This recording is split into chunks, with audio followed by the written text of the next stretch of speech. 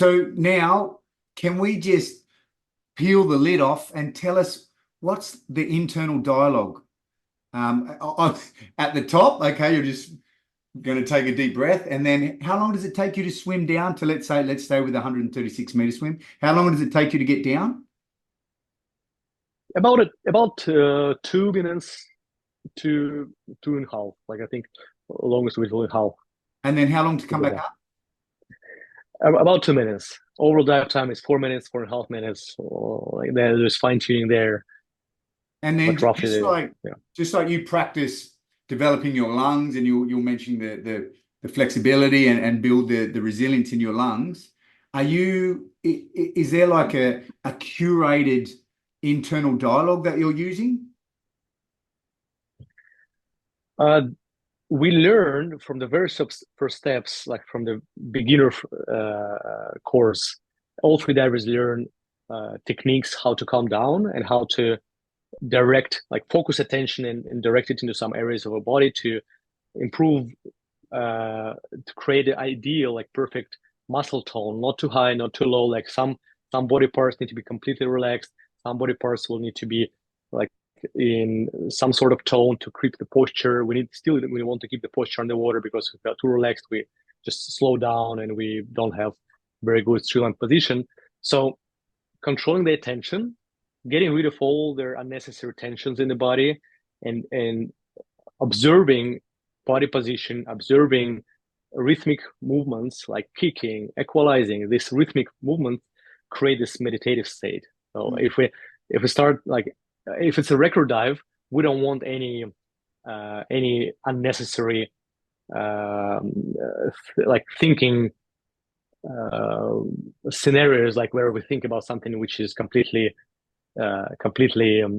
outside of our current uh, focus of the current dive. Like it can be thoughts about fear of failure. It can be thoughts about like, Mm. will I make it?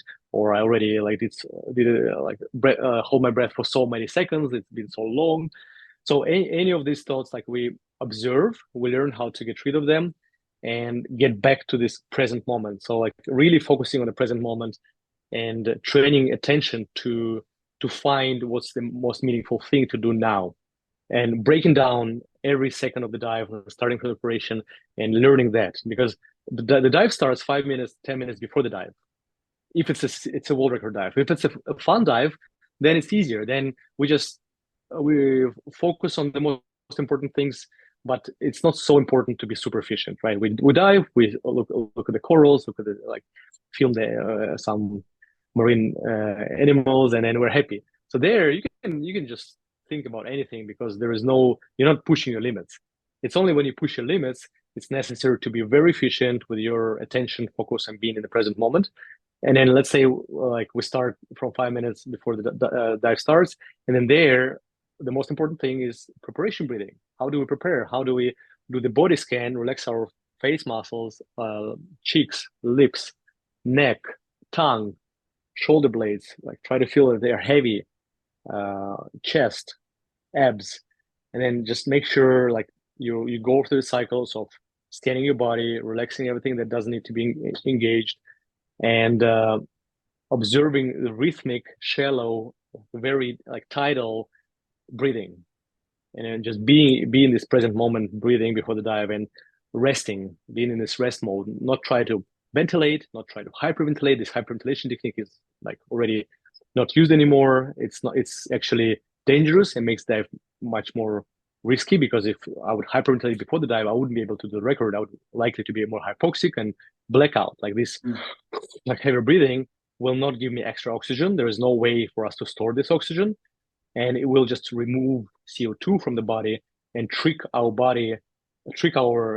chemoreceptors that we like don't want to breathe, where because we remove the CO2 from the body, but and then our body doesn't know. Okay, we actually started breath hold, and it doesn't engage into this uh, mode where we try to preserve oxygen. So actually, we need this CO2. We need these receptors to work to give our body a signal that okay, there's a breath hold. We need to save oxygen, and the blood shift should start. The blood shift is another thing like I can explain Uh, but after we talk about the mental part, one thing at a time. But in general, like the breathing part before the dive is the most critical one to make a successful dive, because they're like hyperventilating, being tense, being worried about like the dive and being stressed. That's likely to make the dive much less successful. So being very present, breathing very very shallow, only with the like lowest part of the lungs, not without chest. That's where you have the focus, and this rhythmic shallow breathing create this meditative state of mind. And is that with your nose? Are you doing nasal breathing then, and then you put the clip on before you go, or you're doing mouth breathing? It's nasal breathing for me. I think 2 minutes, 2 to 3 minutes before the dive, I would put my nose clip on. But all the way until 2 minutes, like from 10 minutes to 2 minutes, I'll breathe through my nose, then the nose clip on, breathe through my mouth, and then the dive. And then the dive have also those stages. Like there's a dive. The first part of the dive is the actual dive. The moment when I enter, like start to go from the surface underwater, and the way how I do this can greatly affect my diving. So if I do my dive and I tense up my chest, breathing muscles, and I stay with this tension, the dive will be probably unsuccessful. So I do the dive, and then I need to go back with my attention to my breathing muscles, to my lungs, and relax them, drop my shoulders, drop my ribs. And then I kick and equalize, and my attention is there in my kicking, equalization. And it's also rhythmic movement, which keeps me busy. It uses not much energy because it's almost automatic. I learned this movement like tens of thousands of meters in training, and it's very automatic, but still I observe this movement, and it keeps me busy, and it allows me to stay focused and not slipping away into some daydreaming or thinking about some potential troubles. And then there is the way up, right? There's a turn, there's a way up. It's a bit harder, more effort, and the same. And I train my mind to still stay in the moment and stay in this meditative state, even though it's harder. And that's a real challenge, like how to stay present, how to stay calm when you have very challenging external factors. Like internal factors, it's dark, it's far away from the surface, a lot of lactate, strong urge to breathe. And that's why I love freediving, because it's so challenging. But then this attention control and like being able to focus, this is the mental part of the dive.